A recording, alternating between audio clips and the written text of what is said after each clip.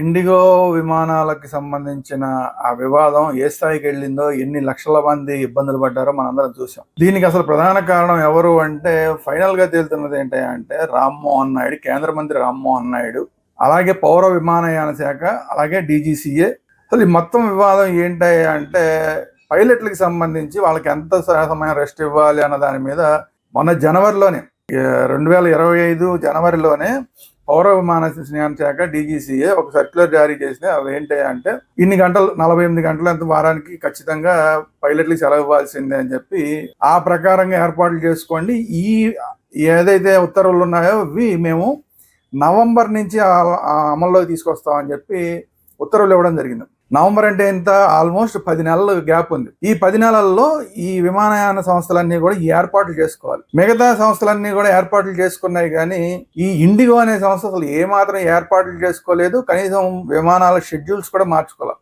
దీనివల్ల ఇప్పుడు ఇంత పెద్ద సమస్య వచ్చింది. 10 నెలల పాటు ఆ సంస్థ అలా చేసుకోకపోయినా కూడా పౌర విమానయాన శాఖ దీని మీద రివ్యూ చేయలేదు, డీజీసీఏ రివ్యూ చేయలేదు. ఎంత బాధ్యతారహితంగా ఉన్నాయి. ఇండిగో వాళ్ళు కావాలని చేశారు, క్లియర్ కట్ కనబడుతోంది. అందులో భారతదేశంలో ఉన్న విమానయాన సర్వీసుల్లో 60 నుంచి 65% ఇండిగో సర్వీసులే నడుస్తున్నాయి. దాని తర్వాత ఎయిర్ ఇండియా కానీ, దాని తర్వాత స్పైస్ జెట్ కానీ, దాని తర్వాత ఆకాష్ కానీ, ఇవన్నీ ఇంకొన్ని సంస్థలు ఉన్నాయి. కానీ అవన్నీ కలిపినా కూడా 35%, 65% ఇండిగోవే ఉన్నాయి. మరి 65% విమానాలు ఒకేసారి ఆగిపోతే పరిస్థితి ఏంటి?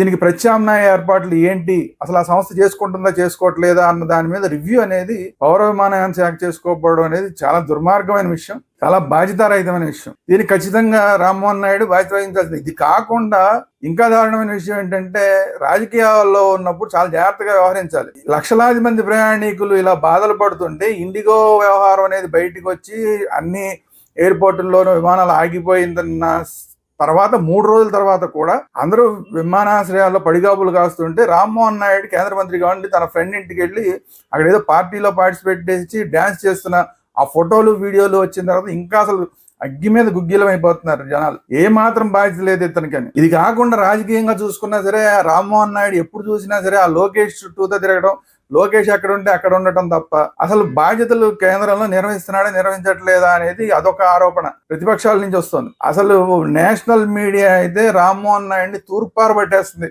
ఆ డాన్సులు, వీడియోలు, ఫోటోలు వేసి. ఖచ్చితంగా రామ్మోహన్ నాయుడు మీద చర్యలు తీసుకోవాల్సిన అవసరం ఖచ్చితంగా కనబడుతుంది. కేంద్ర ప్రభుత్వం మరి ఆ మేరకు చర్యలు తీసుకుంటుందా లేదా, లేదంటే తెలుగుదేశం పార్టీతో అవసరం ఉంది కాబట్టి ఏం మాట్లాడకుండా ఊరుకుంటారా ఏంటి అనేది చూడాలి. రెండోది, పని రాష్ట్రానికి ఏమైనా చేశాడంటే,